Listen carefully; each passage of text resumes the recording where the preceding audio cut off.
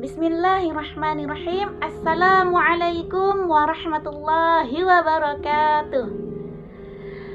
Alhamdulillahirabbil alamin, wassalatu wassalamu ala sayyidina Muhammadin wa ba'du.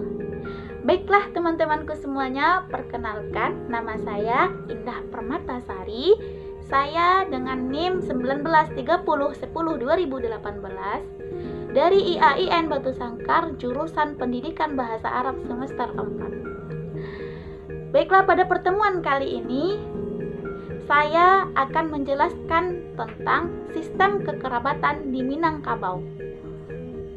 Kenapa saya akan menjelaskan ini? Karena saya akan mengikuti ujian tengah semester mata kuliah BAM, yaitu Budaya Alam Minangkabau. Judul pada penjelasan saya kali ini yaitu Sistem Kekerabatan di Minangkabau. Tanpa berlama-lama lagi, saya mohon dukungan teman-teman semua dan tolong dengarkan penjelasan dari video ini. Cikedal. Baiklah teman-teman semuanya, tanpa berlama-lama lagi saya akan menjelaskan tentang sistem kekerabatan di Minangkabau, yang mana sistem kekerabatan di Minangkabau ini terbagi-bagi menjadi 3. Yang pertama yaitu sistem kekerabatan matrilineal, yang kedua sistem perkawinan di Minangkabau, dan yang ketiga sistem pewaris atau warisan di Minangkabau.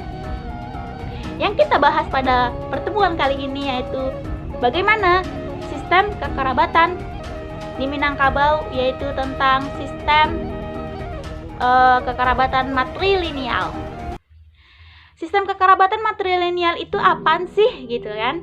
Sistem kekerabatan matrilineal itu adalah sistem yang menganut kekerabatan yang berdasarkan garis keturunan ibu, di mana seorang anak yang terlahir di ke dunia ini dia akan mengikuti garis keturunan ibu atau mendapatkan suku dari ibunya.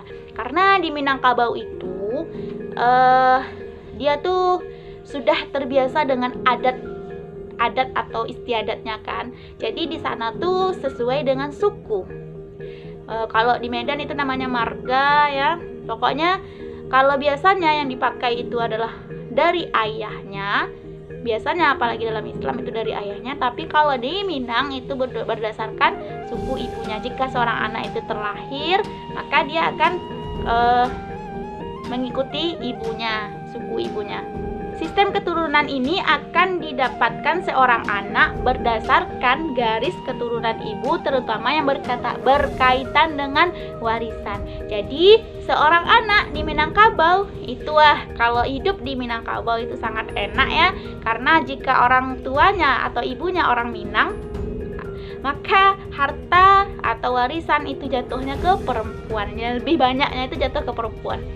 Nah, di Minangkabau itu harta warisan itu ada 2. Yang pertama harta pusaka tinggi, yang kedua namanya harta pusaka rendah. Harta pusaka tinggi itu apa? Harta pusaka tinggi itu adalah yang turun-temurun dari nenek moyang mereka, yang satu nasab ibaratnya. Kalau harta pusaka rendah yaitu harta yang dicari atau harta pencarian orang tua mereka sendiri.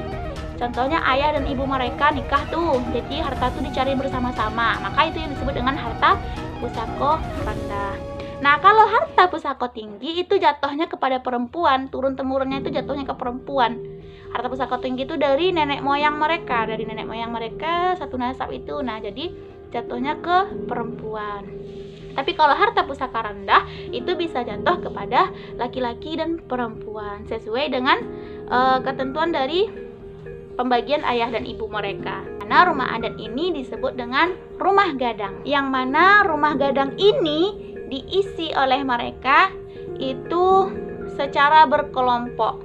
Nah, kenapa sih harus garis keturunan ibu atau matrilineal kalau di Minangkabau? Nah, mereka mempunyai alasan tersendiri. Yang pertama yaitu ibu itu mempunyai peranan yang sangat penting dalam pengasuhan. Ibu berperan dalam bidang pendidikan, keamanan, kekayaan, dan kesejahteraan keluarga di dalam Minangkabau.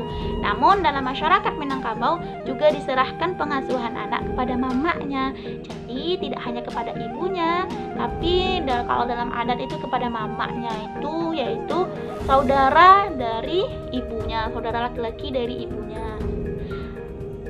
Kita masuk kepada ciri-ciri dari sistem kekerabatan matrilineal di Minangkabau. Apa aja sih ciri-cirinya? Seseorang itu menganut sistem kekerabatan matrilineal. Yang pertama yaitu garis keturunan dihitung berdasarkan garis keturunan ibu. Yang kedua, suku anak menyesuaikan suku ibunya. Contohnya nih, kalau suku ibunya itu kan kalau di Minangkabau itu ada sukunya namanya Kumbang, Caniago, Piliang, dan sebagainya.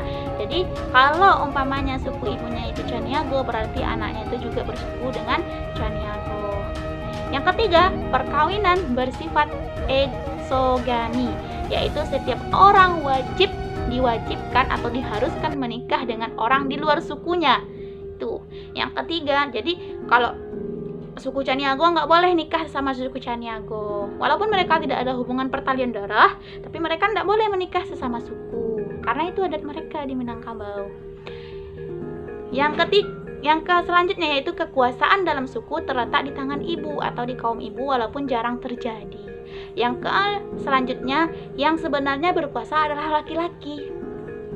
Yang selanjutnya yaitu perkawinan bersifat matrilokal, yaitu suami ikut dan menetap di rumah istri. Jadi biasanya suami yang membawa istrinya keluar, tapi ini suaminya menetap di rumah istrinya. Karena di Minangkabau itu itu istri mempunyai rumah mereka masing-masing.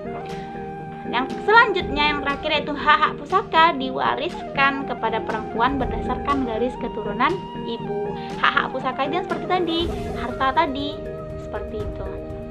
Nah, mungkin ini saja yang bisa saya jelaskan tentang sistem kekerabatan matrilineal. Kita melihat kepada sisi sisi di mana sistem ini tentu ada kenapa sistem ini terbentuk, tentu ada sebab dan musababnya, tentu ada alasannya. Yang penting sesuatu itu tidak menyalahi syariat, yang penting sesuatu itu tidak menyalahi agama. Jadi bukan berarti mutlak